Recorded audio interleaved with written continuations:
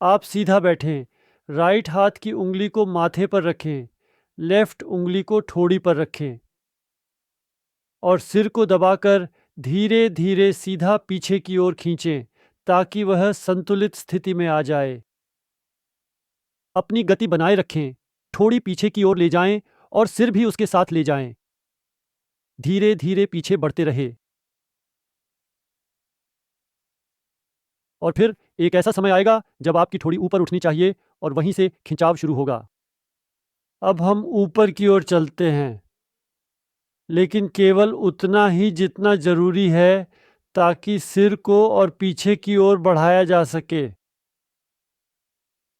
जितना जरूरी हो उतना ही। ठोड़ी को बस उतना ही उठाएं जितना वास्तव में जरूरी महसूस हो। आगे बढ़ते रहें और ध्यान दें कि आप गले के सामने खिंचाव का एहसास कर रहे हैं।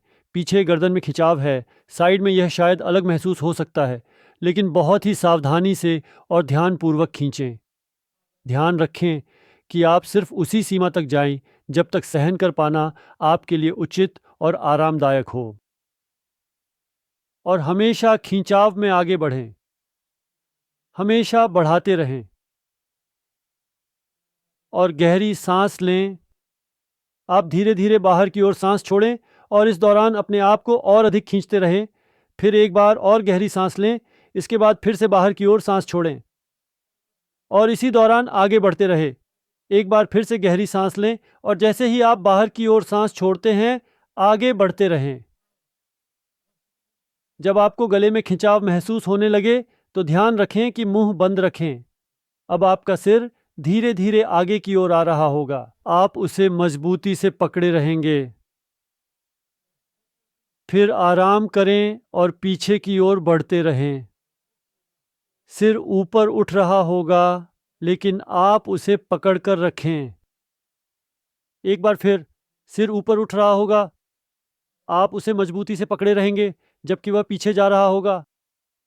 सिर फिर से ऊपर उठ रहा होगा, आप उसे मजबूती से पकड़ेंगे जबकि वह पीछे की ओर बढ़ रहा होगा। आप सांस लेंगे, वह ऊपर की तरफ जा रहा होगा। आपको गति की इच्छा नहीं आने देनी है। आराम करें और नीचे खींचें। नीचे की ओर बढ़ते रहें और अधिक और थोड़ा और धीरे धीरे धीरे धीरे धीरे धीरे बाहर वापस लौट आइए।